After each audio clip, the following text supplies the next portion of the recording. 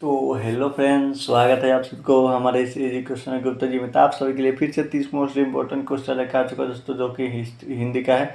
इसको आपको सही से नोट करना है। सारे बोर्ड एग्जाम में पूछे जाने वाला प्रश्न तो 100% बोर्ड एग्जाम में इसी में से आने वाला है। तो क्या करना है, इसको आपको सही से नोट कर लेना है। अगर उससे पहले मेरे चैनल पर पहली बार आए तो मेरे चैनल पर सब्सक्राइब और साथ में बेल आइकन दबा दीजिए, ताकि हमारा कोई भी नया वीडियो अपलोड हो तुरंत आप तक पहुँच जाए। तो अगर मेरे चैनल पर पहली बार आए तो मेरे चैनल को सब्सक्राइब और साथ में बेल आइकन दबा दीजिए, ताकि हमारा कोई भी नया वीडियो अपलोड हो तुरंत आप तक पहुँच जाए। तो चलिए क्वेश्चन को चलते हैं। तो आपको पहला नंबर में दिया, संतु मछली लेकर क्यों भागा दोस्तों।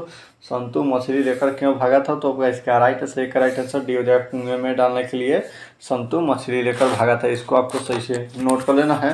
तो चलिए अगले क्वेश्चन को चलते हैं। तो आपको दूसरे नंबर में दिया, सुलोचना क्या थी। तो सुलोचना क्या थी, तो आपका इसका राइट आंसर दो के राइट आंसर ये हो जाएगा, अभिनेत्री थी सुलोचना। इसको आपको सही से नोट कर लेना, अभिनेत्री थी।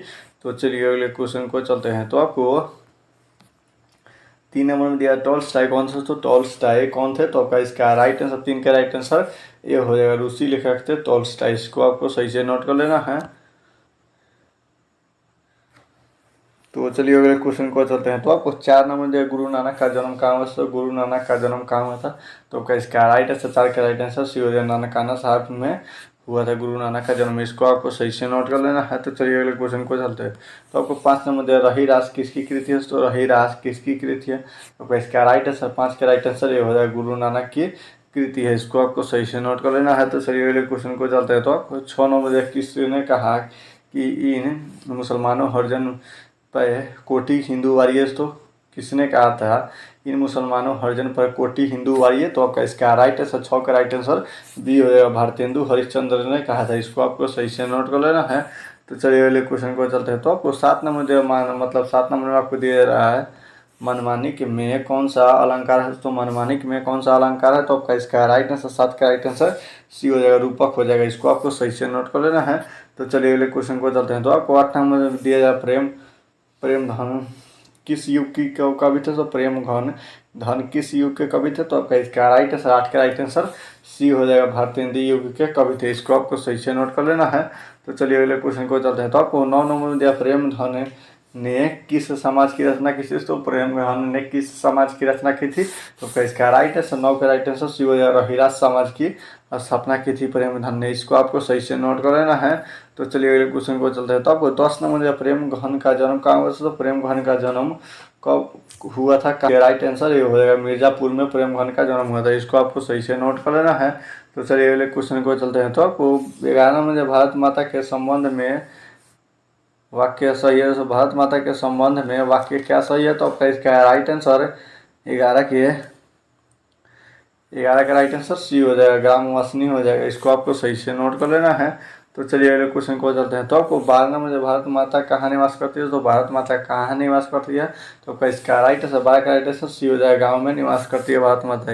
इसको आपको सही से नोट कर लेना है। तो चलिए अगले क्वेश्चन को चलते हैं। तो आपको 13 नंबर दिया जा रहा है, अज्ञा के नाम से हिंदी साहित्य के इतिहास मतलब इतिहास में कौन सा वाद जुड़ा हुआ था, तो इसका राइट आंसर 13 का राइट आंसर सी हो जाए, प्रयोगवाद जुड़ा हुआ था। इसको आपको सही से नोट कर लेना है।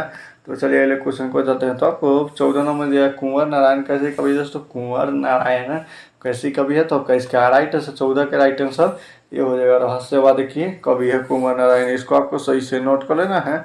तो चलिए अगले क्वेश्चन को चलते हैं। तो आपको 15 नंबर में दिया जाए, बीरेंग डंगवाल किस विचारधारा के कवि है। तो बीरेंग डंगवाल किस विचारधारा के कवि है, तो आपका इसका राइट आंसर 15 का राइट आंसर बी हो जाएगा, रहस्यवादी धारा के कवि है बीरेंग डंगवाल। इसको आपको सही से नोट कर लेना है। तो चलिए अगले क्वेश्चन को चलते हैं। तो आपको 16 नंबर दिया, निम्न में कौन सा शब्द पुलिंग है। तो निम्न में से कौन सा शब्द पुलिंग है, तो आपका इसका राइट आंसर 16 का राइट आंसर ये हो जाएगा, कपट जो है वो शब्द पुलिंग है। इसको आपको सही से नोट कर लेना है। तो चलिए अगले क्वेश्चन को जाते हैं। तो आपको 17 नंबर में निम्नलिखित में से कौन सा शब्द एक वाचक नहीं है। तो निम्नलिखित में से कौन सा शब्द एक वाचक नहीं है, तो इसका राइट आंसर 17 का राइट आंसर ये हो जाएगा, समाचार जो शब्द है वह एक वाचक नहीं है। इसको आपको सही से नोट कर लेना है। तो चलिए अगले क्वेश्चन को चलते हैं। तो आपको 18 नंबर दिया, वचन का क्या अर्थ होता है। तो वचन का क्या अर्थ होता है, तो आपका इसका राइट आंसर 18 का राइट आंसर डी हो जाएगा, ये 100 भी हो जाएगा, कहना संख्या बताना। वचन का अर्थ क्या होगा, ये तीनों के तीनों हो जाएगा। इसको आपको सही से नोट कर लेना है। तो चलिए अगले क्वेश्चन को चलते हैं। तो आपको 19 नंबर है, जहाँ कर्ता स्वयं न काम करके दूसरे को करने की प्रेरणा देता है वहाँ कौन सी क्रिया होगी। तो आपका इसका राइट आंसर 19 का राइट आंसर ये हो जाएगा, प्रेरणार्थक क्रिया हो जाएगा। इसको आपको सही से नोट कर लेना है। तो चलिए अगले क्वेश्चन को चलते हैं। तो आपको 20 नंबर, जब आप खेलते खेलते थक गए हैं, इस वाक्य में किस क्रिया का उदाहरण है। तो आपका इसका राइट आंसर 20 का राइट आंसर सी हो जाएगा, समापिका क्रिया हो जाएगा। इसको आपको सही से नोट कर लेना है।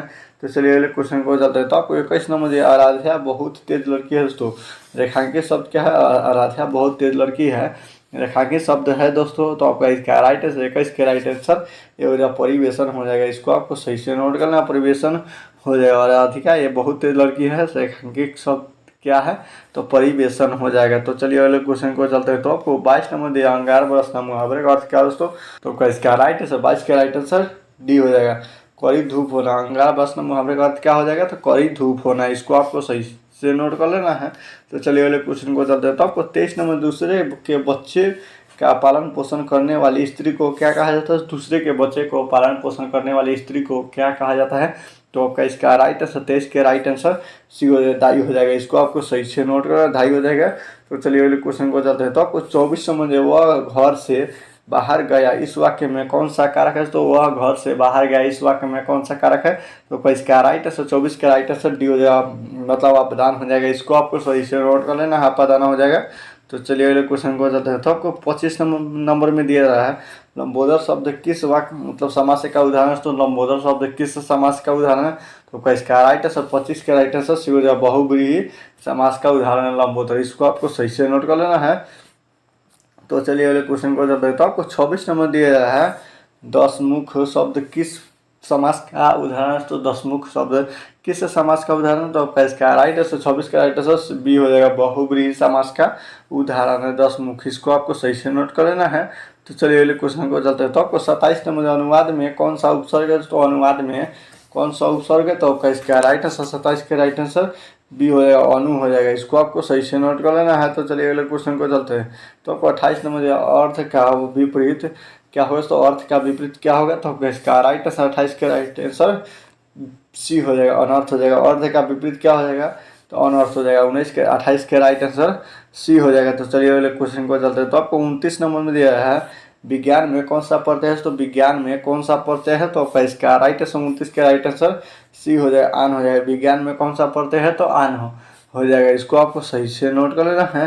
तो चलिए अगले क्वेश्चन को चलते हैं। तो आपको 30 नंबर, इनमें पंछी का पर्यायवाची शब्द कौन सा है। तो इनमें से पंछी का पर्यायवाची शब्द कौन सा है। तो आपका इसका राइट आंसर 30 के राइट आंसर सी हो जाएगा, परिंदा हो जाएगा। पंछी का पर्यायवाची शब्द क्या होगा, तो परिंदा हो जाएगा। इसको आपको सही से नोट करना है। तो उम्मीद करते हो कि वीडियो आप लोग के लिए अच्छा लगा, और अच्छा लगा हो तो वीडियो को दे लाइक और चैनल को सब्सक्राइब कर दे। जय हिंद, जय भारत।